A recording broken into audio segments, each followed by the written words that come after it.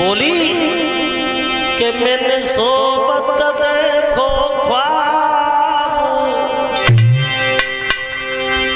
मेरे प्रीतम सुनियो बलदाई।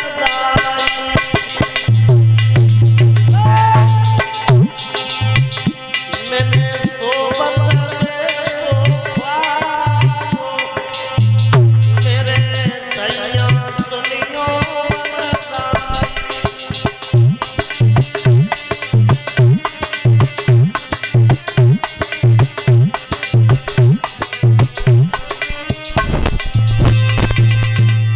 सपना देखा? अरे क्या सपना देखा भद्रे? बोली है सपने में इज्जत लूट लाई, सपने में इज्जत चली गई,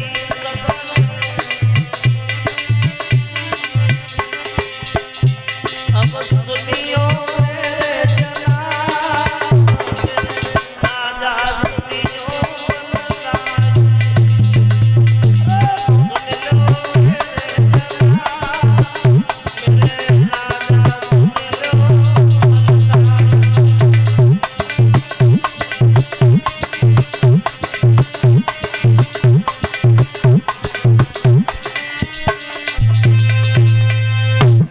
बहुत बुरा सपना देखा है, सारा श्रृंगार उजड़ गया है। उग्रसेन कहने लगे अगर ये बात है पवन रेखा तो रात्रि का समय है, थोड़ा धैर्य धारण करो। जब सुबह निकल आए भास्कर देव पूरब में आंखें खोले तो रथवान से हम कह देंगे रथ में बैठ करके तुम साथ की सहेलियों को लेकर के और बगिया में घूम के आना तो तुम्हारा दिमाग बिल्कुल शुद्ध हो जाए। सवेरो भोर पवन रेखा मासिक धर्म से निवृत्त होती है, स्नान करती है। स्नान करने के उपरांत मेरे भाइयों जन संघ की सहेलियां तैयार करी हैं, इधर रथवान ने रथ को तैयार किया है और संघ की सहेलियों को तैयार करके भक्तों ये रथ में बैठ करके जा रही है तो नन्ही नन्ही बूंदें, ठंडी ठंडी प्यार जब चलने लगी है तो पवन रेखा का दुपट्टा हिलने लगा है तो पवन रेखा रथ में बैठी बैठी गीत गुनगुनाने लगी। गीत गाते गाते बाई धुनामुनी में ये बगिया के पास में पहुंची और बगिया को जैसे जान देखो तो साथ की सहेलियां तो छोड़ गई और साथ की सहेलियों को छोड़ करके और ये पहुंच गई कहा बाग में अंदर पहुंची तो बहुत विशाल बाग था, मोर पपैयों की आवाज, कोयल की मीठी मीठी आवाज आ रही थी और भक्तों को विशाल बाग था। ये रास्ता भटक गई और जैसे ही रास्ता भटकी है तो सामने से शेर आ रहा था। शेर को देखा, एकदम शेर को देखा है तो ये भयभीत हो गई और भयभीत होकर के चिल्लाने लगी है, चिल्ला करके बोली बहना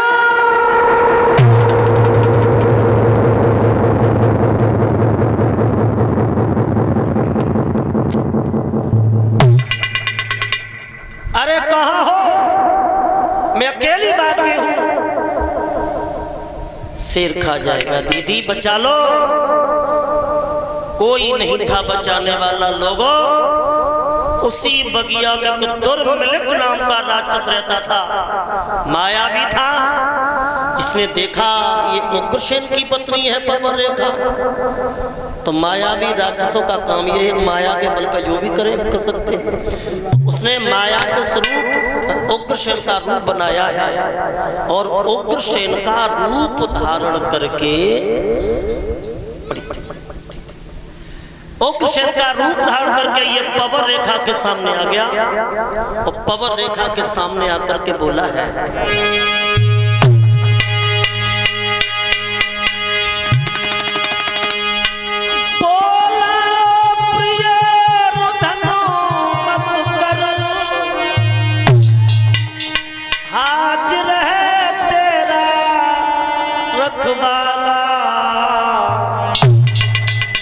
मेरे सामने तुम्हें देखे है कौन भला हिम्मत वाला।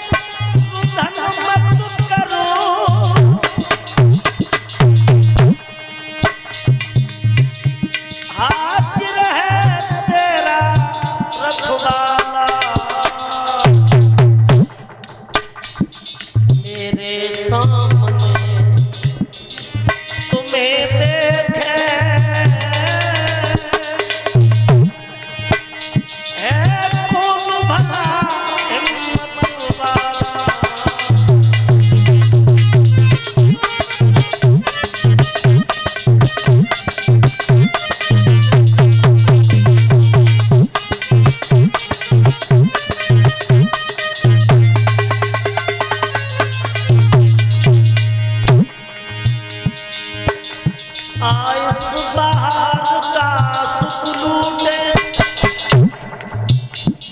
यो बन भी बन को दिखला,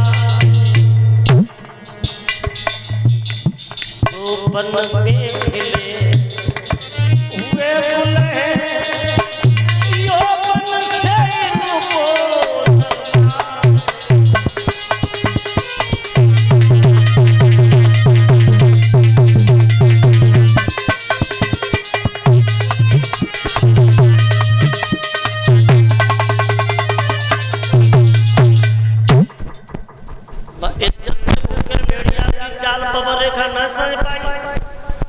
लगी काय पिया, हम तो तुम्हें घरे छोड़े आए, तुम पीछे पीछे चले आए। तो वो उग्रसेन के रूप में राक्षस बोला बबर रेखा जब तुम घर छोड़ के आई ना तो ऐसा लग रहा हो कि घर हमें खाए हुए को दौड़ रहो, तो पीछे पीछे चले आए। इज्जत के भूखे भेड़िया की चाल बबर रेखा नहीं समझ पाई, तो धोखे से बानी चले करो सती संभोग, प्रकट हो गया अंत में पापी को से।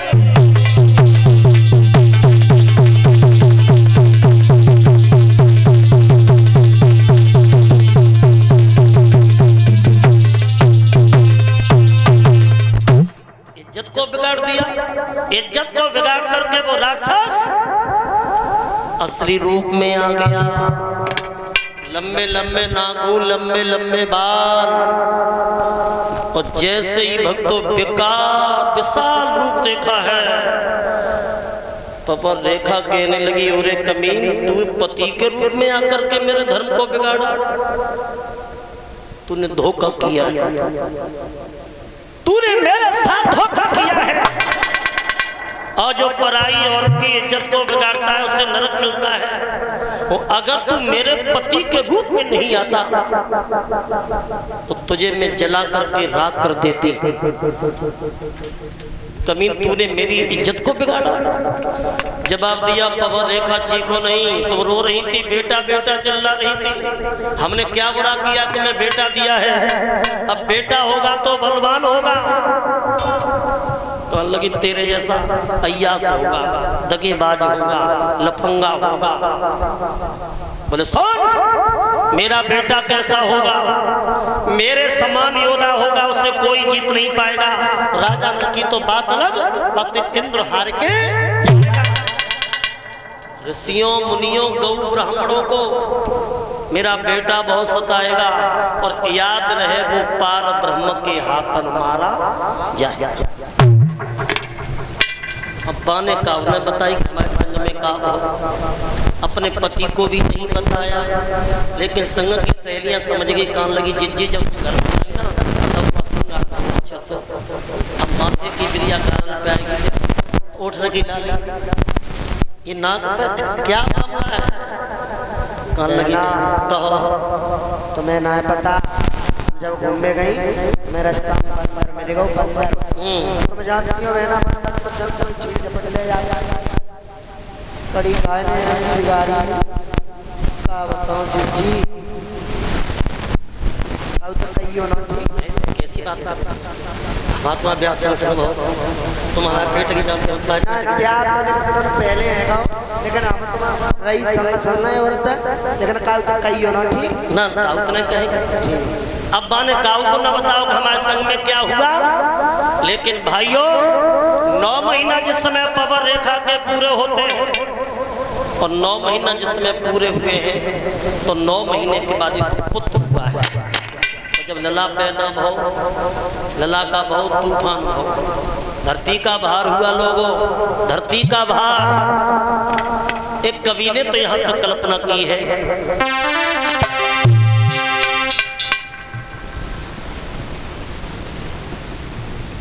ये हमारे मनोज यादव जी हिंदूपुर से, इनकी तरफ से पीताम्बर के द्वारा हमारा सम्मान किया गया है। धर्म क्षेत्र में इनके हाथ आगे के लिए बढ़ते रहे।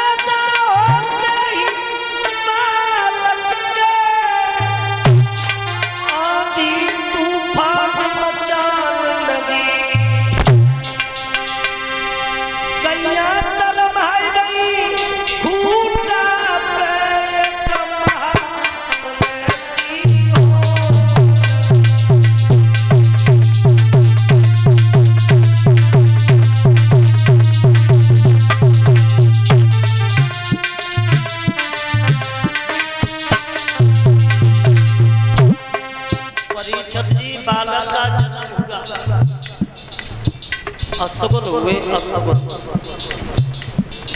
जब घर में सपूत बच्चा होगा तब होंगे सगुन, सपूत होगा तो कपूत होगा तब क्या होंगे असगुन। असगुन हुए, धरती हिलने लगी, आकाश डोलने लगा, दस दिखा।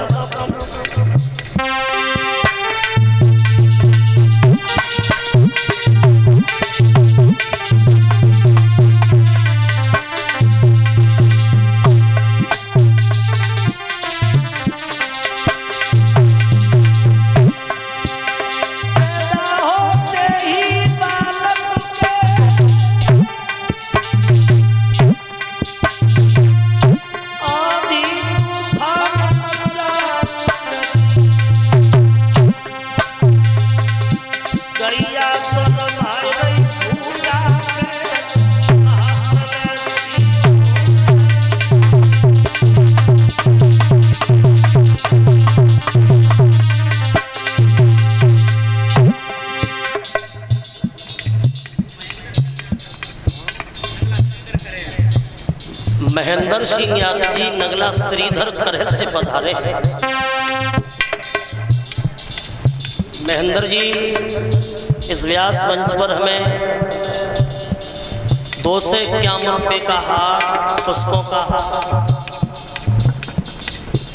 पीताम्बर से हमारा स्वागत किया है महेंद्र जी ने।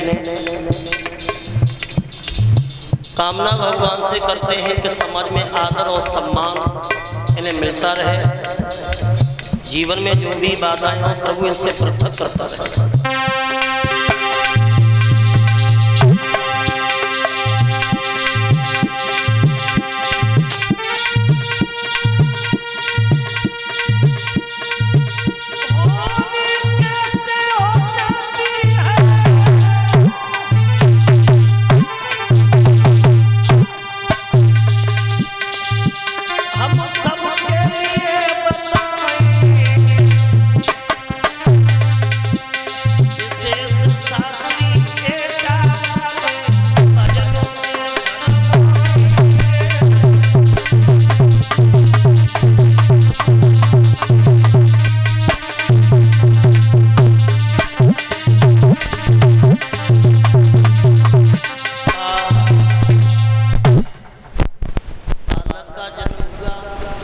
असगुन हुए, धरती हिलने लगी, असगुन हुए हैं जी।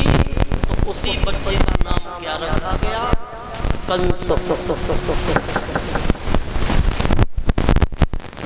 कंस धीरे धीरे कंस आंगन में बड़ा होने लगा। बताया तो ये जाता है कि कंस की उम्र जिसमें 5 वर्ष की हुई, और 5 वर्ष की उम्र से यहाँ को अत्याचार चालू हुआ। 5 वर्ष की उम्र में ये रास्ते में खड़ा हो जाता है कंस, और कोई अंधा मिल गया, और अंधे ने पूछा कि भैया हमें अगले गांव में जाना, फलाने गांव में जाना। तो कंस 5 वर्ष की उम्र में क्या करता है? अंधे को पकड़ता है और कुआं के सामने खड़ा करता है। अब अंधे क्या जाने कुआं है क्या, वो कहता है कि रास्ता सीधी गई है। अब अंधे आगे बढ़ते हैं, कुएं में गिर जाते हैं। ये बच्चों को पूछता है कि तुम्हारे घर क्या पका? बच्चा बोले हमारे घर पकी है खीर। बोले ऐसे नहीं मानेंगे, पहले जीव निकालो, हमें टेस्ट करवाओ, उसके बाद। मेरी माताओं बहनों भाइयों, अब तो कंस का अत्याचार पे अत्याचार यूं ही बढ़ता गया। वो लिखा है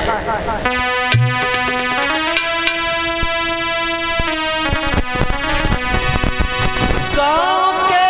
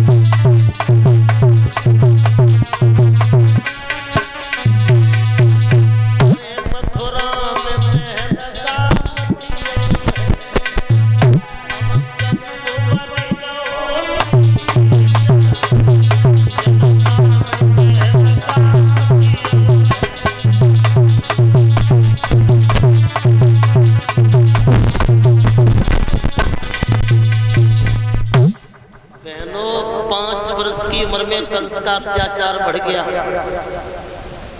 और बताया तो ये जाता है कि 18 साल की उम्र जब कंस की हुई है, तो 18 साल की उम्र में ये कंस कहाँ गया? मगध देश में। इस मगध का रहने वाला था राजा जरासंध। इस जरासंध की 2 बेटियां थी जिनका नाम था अस्ति और प्राप्ति। तो जाकर के 18 साल की उम्र में कंस ने जरासंध को ललकारा है कि जरासंध आप हमको पहचानते हो? जरासंध ने कही पहचानते हैं, तो मथुरा के यमराज कंस हो? बोले कंस नहीं, लोग मथुरा का भगवान कहते हैं। जवाब दिया बताओ क्यों आए हो? बोले इसलिए आए कि हमने ये सुना है कि तुम्हारे घर में 2 बेटियां बहुत सुंदर हैं, उनकी शादी हमारे संग कर दो। बोले नहीं, हमारे यहाँ का नियम कुछ और है। इस मगध का नियम ये है कि मेरे पास एक हाथी है, जिस हाथी का नाम है कुबलिया पीर, और जो हाथी को परास्त करेगा वही हमारी दोनों बेटियों से शादी करेगा। तो कंस बोला फिर देर का है बात की, हाथी को निकालो, हाथी कर हमारे 2-2 हाथ हो जा। खूनी हाथी छोड़ा और उधर से कंस ने हाथी की सूंड पकड़ी और हाथी को तब तक घुमाया जब तक हाथी बेहोश नहीं हो गया सो जरासंध ने दोनों बेटियां दे दी, कंस को ले जा, शादी कर लियो और वही कुबलिया पीड़ हाथी दान में दिया और 56 रथ मोहर असरपियों से भर के दिए। तो कंस दोनों लड़कियों को लाता है, मथुरा में मंडप गड़वाओ, मथुरा में महामारी पड़ी। तो अब इनकी 2-2 शादी हो गई। तो दोनों पत्नियों के नाम क्या है? अस्ति और प्राप्ति।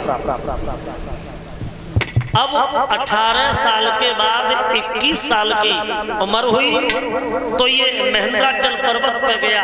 इस पर्वत पे परशुराम तपस्या कर रहे थे। वहां से परशुराम के पास में जब पहुंचा तो ये पर्वत को हिलाने लगा। तो परशुराम ने कहा कि बालक कौन है? कंस को देखा, बोले इतना बड़ा बलशाली है? बोले हाँ। तब परशुराम ने कहा कि मेरे पास एक धनुष है और उस धनुष के ऊपर 18 बार अगर तू प्रत्यंचा को चढ़ा देगा। तो कंस ने कही फिर देर मत करो, ला 18 बार चढ़ाई प्रत्यंचा। तब परशुराम ने भी वो धनुष दे दिया कि ले जा करके मथुरा में रख देना। कंस का अत्याचार जब बढ़ने लगा और भक्तों इतना अत्याचार बढ़ा कि जब कंस की शिकायतें उग्रसेन के पास में आने लगी तो एक दिन उग्रसेन ने विचार किया कि मेरे बेटा कंस यमराज बनने वाला है, उसकी शिकायत आ रही है। तो उग्रसेन ने मंत्री के द्वारा कंस को बुलवाया और परीक्षक जी कंस आओ तो अकेलो न आओ, जाके संग 18 गुंडा ले लठियां और जाके संग 18 गुंडा होए। 4 गांव को चौधरी और 5 गांव को पंच और जाके संग 10 लट्ठे ताको अंचुन। बोला पिताजी क्यों बुलाया है सभा में? जवाब दिया बेटा ये जनता आपकी शिकायत लेके आई है। शिकायत? हाँ। पिताजी इतनी बड़ी भीड़ में अगर हमारी कोई बुराई कर दे तो किसी को खड़ा कर सकते हो आप। तो ये जनता पीछे पीछे आपकी बुराई कर रही है। पीछे करते हैं, पीछे तो कुत्ते भी भौंकते हैं पिताजी, लेकिन सामने कहलवा ना, किसी से सामने कहलवा। उग्रसेन खड़े हो गए, खड़े होकर के कहने लगे सभा के लोगों हाथ उठा के बताओ, हाथ उठा के बताओ मेरे बेटा कंस किसको परेशानी है? कोई नहीं बोला, कोई नहीं बोला क्योंकि कंस के संग 18 गुंडा थे। कंस बोला पिताजी सुनो, अब ये जनता हमें लायक कर रही है, तुम्हारी बुद्धि के स्क्रू ढीले हो गए, अब तुम निर्दोष को फांसी लगवा सकते हो, अब तुम सत्ता चलाने लायक नहीं हो, ये मुकुट उतारो हमें